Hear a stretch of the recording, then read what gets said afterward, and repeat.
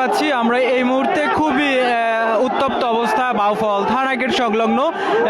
এখন এই মুহূর্তে ডক্টর শফিকুল ইসলাম মাসুদের সাথে কথা বলছেন সেনাবাহিনী, পুলিশ এবং বাউফলের এসি ল্যান্ড সোহাগ মিনু।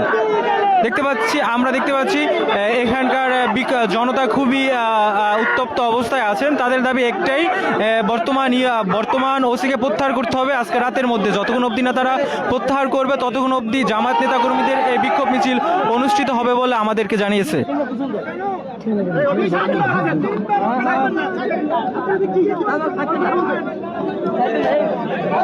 এই ভাই একটু সাইড দাও ভাই।